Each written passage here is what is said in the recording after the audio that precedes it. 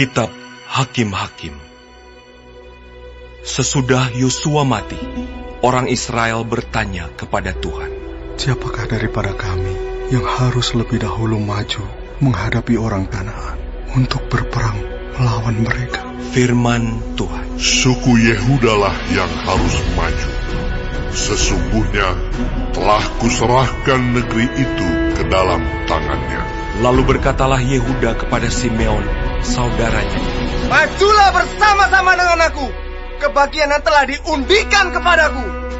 Dan baiklah kita berperang melawan orang Kanaan. Maka aku pun akan maju bersama-sama dengan engkau ke bagian yang telah diundikan kepadamu. Lalu Simeon maju bersama-sama dengan dia. Maka majulah suku Yehuda. Lalu Tuhan menyerahkan orang Kanaan dan orang Feris ke dalam tangan mereka. Dan mereka memukul kalah orang-orang itu dekat Besek, 10.000 orang banyaknya. Di Besek, mereka menjumpai Adoni Besek dan berperang melawan dia. Dan mereka memukul kalah orang Kanaan dan orang Feris. Tetapi Adoni Besek melarikan diri. Lalu mereka mengejarnya, menangkapnya, dan memotong ibu jari dari tangannya dan dari kakinya. Kata Adoni Besek, ada 70 raja dengan terpotong ibu jari tangan dan kakinya, memungut sisa-sisa makanan di bawah mejaku. Sesuai dengan yang kulakukan itu, demikianlah dibalaskan Allah kepadaku. Kemudian ia dibawa ke Yerusalem dan mati di sana. Sesudah itu Bani Yehuda berperang melawan Yerusalem, merebutnya, lalu memukulnya dengan mata pedang dan memusnahkan kota itu dengan api. Kemudian Bani Yehuda maju berperang melawan orang Kanaan yang diam di pegunungan, di tanah Negeb dan di daerah bukit. Lalu suku Yehuda bergerak menyerang orang Kanaan yang diam di Hebron. Nama Hebron dahulu adalah Kiryat Arba, dan memukul kalah Sesai, Ahiman, dan Talmai. Dari sana mereka bergerak menyerang penduduk Debir. Nama Debir dahulu adalah Kiryat Sem. Berkatalah Kaleb, siapa yang mengalahkan dan merebut Kiryat Sefer? Kepadanya akan kuberikan Aksa anakku menjadi istrinya. Dan Otniel, anak Kenas, adik Kaleb, merebut kota itu. Lalu Kaleb memberikan Aksa anaknya kepadanya menjadi istrinya. Ketika perempuan itu tiba, dibujuknya suaminya untuk meminta sebidang ladang kepada ayahnya. Maka turunlah perempuan itu dari keledainya. Lalu berkatalah Kaleb kepadanya, ada apa? Jawabnya kepadanya, berikanlah kepadaku suatu hadiah. Telah kau berikan kepadaku tanah yang gersang, berikanlah juga kepadaku mata air. Lalu Kaleb memberikan kepadanya mata air yang di hulu dan mata air yang di hilir. Keturunan Hobab ipar Musa, orang Keni itu, maju bersama-sama dengan Bani Yehuda dari kota pohon korma ke padang gurun Yehuda di tanah Negeb dekat Arad. Lalu mereka menetap di antara penduduk di sana. Yehuda maju bersama-sama dengan Simeon, saudaranya itu. Lalu mereka memukul kalah orang Kanaan penduduk Sebat. Mereka menumpas kota itu. Sebab itu, kota itu dinamai Horma. Selanjutnya suku Yehuda merebut Gaza dengan daerahnya, Askelon dengan daerahnya, dan Ekron dengan daerahnya. Dan Tuhan menyertai suku Yehuda, sehingga mereka menduduki pegunungan itu. Tetapi mereka tidak dapat menghalau penduduk yang di lembah, sebab orang-orang ini mempunyai kereta-kereta besi. Kepada Kaleb telah diberikan Hebron, seperti yang dikatakan Musa dahulu. Dan dari sana telah dihalaukannya anak-anak yang 3 itu. Tetapi orang Yebus, penduduk kota Yerusalem, tidak dihalau oleh Bani Benyamin. Jadi orang Yebus itu masih diam bersama-sama dengan Bani Benyamin di Yerusalem sampai sekarang. Keturunan Yusuf juga maju menyerang Betel, dan Tuhan menyertai mereka. Keturunan Yusuf menyuruh orang mengintai Betel itu, Nama kota itu dahulu adalah Luz. Ketika pengintai-pengintai itu melihat seorang keluar dari kota itu, maka berkatalah mereka kepadanya, "Tolong, tunjukkan bagaimana kami dapat memasuki kota ini. Maka kami akan memperlakukan engkau sebagai sahabat." Lalu ditunjukkanlah kepada mereka bagaimana mereka dapat memasuki kota itu. Dan mereka memukul kota itu dengan mata pedang. Tetapi orang itu dengan seluruh kaumnya dibiarkan mereka pergi. Orang itu pergi ke negeri orang Het dan mendirikan di sana sebuah kota yang dinamainya Luz. Demikianlah nama kota itu sampai sekarang. Suku Manasye tidak menghalau penduduk Bet-Sean dan penduduk segala anak kotanya, penduduk Ta'anak dengan segala anak kotanya, penduduk Dor dengan segala anak kotanya, penduduk Yebleam dengan segala anak kotanya, dan penduduk Megiddo dengan segala anak kotanya. Sebab orang Kanaan itu berkeras untuk tetap diam di negeri itu. Setelah orang Israel menjadi kuat, mereka membuat orang Kanaan itu menjadi orang Rodi dan tidak menghalau mereka sama sekali. Suku Efraim pun tidak menghalau orang Kanaan yang diam di Geser, sehingga orang Kanaan itu tetap diam di tengah-tengah mereka di Geser.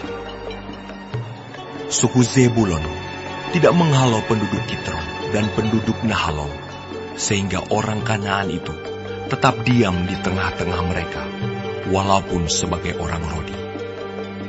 Suku Asyir tidak menghalau penduduk Aku, penduduk Sidon serta Ahlab, Akshit, Helba, Afek, dan Rehob. Sehingga orang Asyir itu diam di tengah-tengah orang Kanaan, penduduk asli di negeri itu, sebab orang-orang itu tidak dihalaunya. Suku Naftali tidak menghalau penduduk Bet-Semes dan penduduk Bet-Anak, sehingga mereka diam di tengah-tengah orang Kanaan, penduduk asli di negeri itu. Tetapi penduduk Bet-Semes dan Bet-Anak itu menjadi orang Rodi bagi mereka. Orang Amori mendesak Bani Dan ke sebelah pegunungan dan tidak membiarkan mereka turun ke lembah. Dan orang Amori itu berkeras untuk tetap diam di Har-Heres, di Ayalon, dan di Saalbim, walaupun mereka mendapat tekanan berat dari keturunan Yusuf, sebab mereka menjadi orang Rodi. Daerah orang Amori itu mulai dari pendakian Akrabim, dari Sela, terus ke atas.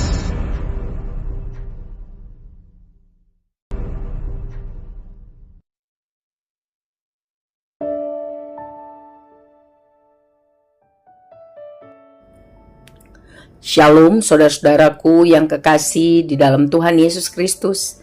Puji Tuhan, hari ini kita memasuki kitab Hakim-Hakim. Pasal yang pertama. Bangsa Israel akhirnya dapat anugerah bisa masuk dan menguasai negeri yang dijanjikan Tuhan kepada nenek moyang mereka, tanah Kanaan. Karena pertolongan Tuhan, orang Israel mampu menaklukkan banyak musuh dan mengatasi banyak kesulitan, tetapi pekerjaan mereka belum tuntas. Bangsa-bangsa yang ada di sekitar mereka memiliki gaya hidup yang jahat, tidak kudus, dan itu membahayakan bagi bangsa Israel karena dapat mempengaruhi cara hidup, sehingga juga tidak takut akan Tuhan. Sebab itu melalui Yosua Tuhan memerintahkan agar bangsa-bangsa kafir itu ditumpas tuntas. Tapi apa yang terjadi setelah Yosua meninggal? Ya, Israel kehilangan visi dan misi yang sesungguhnya. Yosua adalah panglima yang hebat, pemimpin rohani, dan sungguh-sungguh membuat bangsa ini fokus kepada Tuhan dan tujuannya. Tetapi sesudah Yosua meninggal, mereka seperti ayam kehilangan induk. Ancaman terbesar orang-orang yang tinggal di Kanaan bagi Israel bukan kekuatan militernya, tetapi gaya hidup dan agama atau kepercayaan mereka. Orang-orang yang tinggal di Kanaan bersifat jahat, kejam, menganggap seks amoral itu biasa, tamak alias rakus, egois, dan sangat materialistis. Di bawah kepemimpinan Yosua, Israel semula sudah mulai kuat. Tetapi begitu Yosua meninggal, dengan cepat sebagian besar dari mereka menyimpang dari perintah Tuhan. Mereka tidak melakukan amanat yang Tuhan sampaikan kepada mereka melalui Yosua. Karena apa? Takut, lelah, tidak disiplin, mengejar kepentingan sendiri, sehingga iman dan ketaatan mulai pudar. Dan orang-orang itu berbuat apa saja yang benar menurut pandangan mereka sendiri. Saudara, supaya iman kita tetap bertahan, kita harus sungguh-sungguh berjaga-jaga di dalam doa dan pembacaan firman setiap hari, serta mempraktekkan firman Tuhan itu setiap hari. Hanya mendengar, membaca tanpa taat untuk mempraktekkan itu nol besar. Firman Tuhan harus menguasai seluruh aspek hidup kita, supaya kita tidak menyimpang dari tujuan hidup kita, yaitu mengasihi Tuhan, hidup mempermuliakan Tuhan. Salah satu contoh dengan pemotongan ibu jari Adoni Bezek adalah tindakan yang menunjukkan bahwa Israel tidak menaati instruksi Tuhan, hanya menaati sebagian. Menaati sebagian sama saja dengan tidak taat. Para musuh seharusnya dibasmi, bukan dipermalukan. Sebab itu saudara-saudara, dari bacaan ini kita lihat bahwa akibat mereka tidak taat, suku demi suku gagal menghalau orang-orang Kanaan yang jahat itu keluar dari negeri perjanjian. Cepat atau lambat mereka akan mengikuti gaya hidup orang-orang Kanaan itu. Hati-hati untuk hidup tidak toleransi terhadap dosa. Cepat atau lambat, kalau kita toleransi terhadap dosa, kita akan mendapat dampak yang buruk. Sebab itu, kemenangan berasal dari cara hidup yang sesuai dengan firman Tuhan dan kesediaan untuk sungguh-sungguh menaati firman Tuhan. Tuhan tolong kita untuk setiap hari memiliki hati yang sungguh-sungguh rindu taat melakukan firman Tuhan. Amin. Tuhan Yesus memberkati.